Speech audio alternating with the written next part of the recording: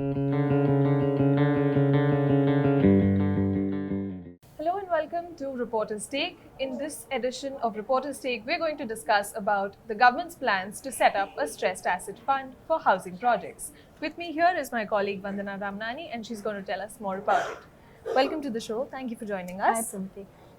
So, So tell us about the stuck housing projects, and how is this stressed asset fund going to help?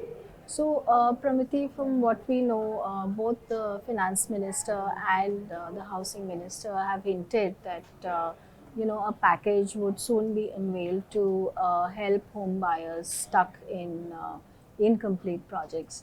And Right. we also know that home buyers in their set of recommendations to the finance minister had proposed that a stressed asset fund worth rupees 10,000 crore should be set up to help them out.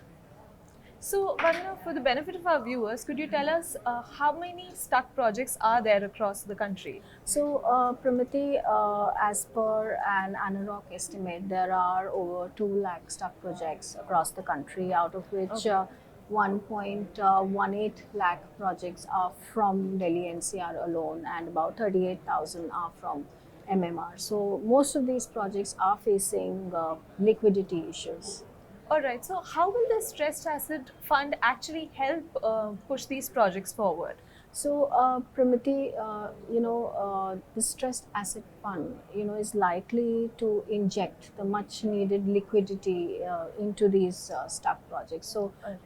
even if a small amount is injected into the system, it can at least restart some projects. Now, I know that our viewers have been looking at these three major projects that are being three major cases that are being heard by the Supreme Court: the JP case, the Unitech case, and the Amrapali case. Right. So even if some amount of liquidity is provided to these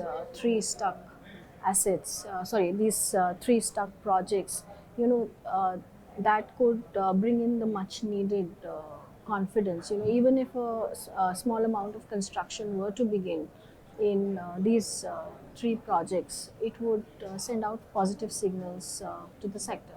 Definitely.